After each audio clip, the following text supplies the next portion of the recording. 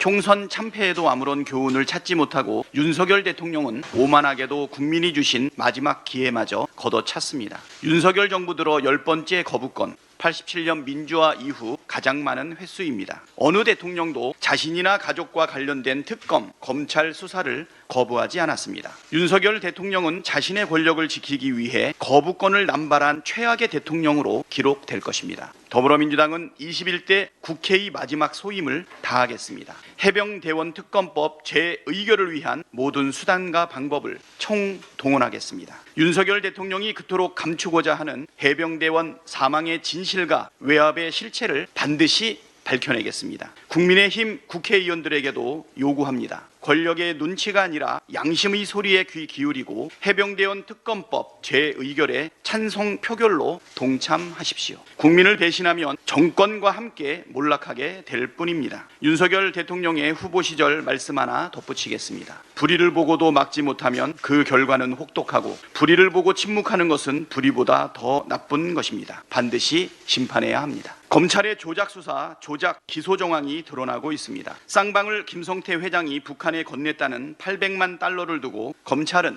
경기도의 스마트팜 사업비와 당시 이재명 지사의 방북 비용을 대신 납부한 것이라며 이재명 대표를 기소했습니다. 아직 기소는 안 됐습니까? 예, 수사 중에 있습니다. 다시 읽겠습니다. 이재명 대표를 수사하고 있습니다. 수차례 반박했듯 물증도 없이 일방적 진술에만 의존한 터무니없는 수사입니다. 경기도의 스마트팜 사업비는 현금 지원 자체가 불가능한 사업이고 당시 경기도지사 방북도 불가능한 상황이었습니다. 그런데 뉴스타파가 입수해 보도한 국정원 비밀 문건에는 쌍방울 김성태 회장이 대북사업 협약 등을 통해 자사의 주가를 부양하는 대가로 북측에 거액의 금품 제공을 약속했다는 첩보가 등장합니다. 이 첩보가 사실이라면 김성태 회장이 북측에 건넸다는 800만 달러는 경기도와는 전혀 무관하다는 뜻이고 검찰이 조작 수사, 조작 기소를 목적으로 수사하고 있다는 의심이 듭니다. 실제로 나노스의 투자 유치 보고서 자료에는 500만 달러가 쌍방울과 북한이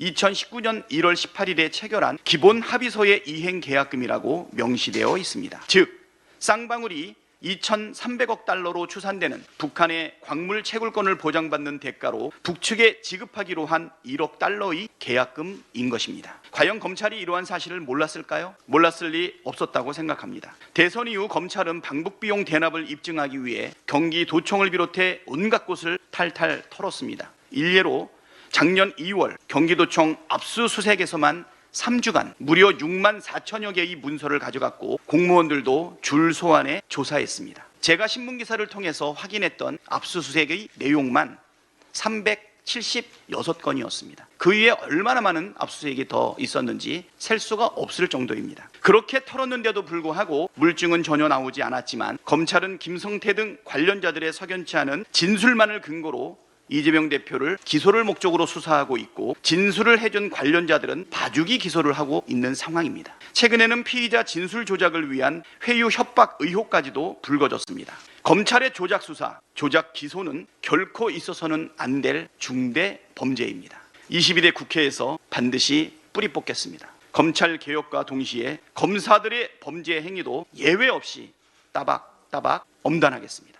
이상입니다.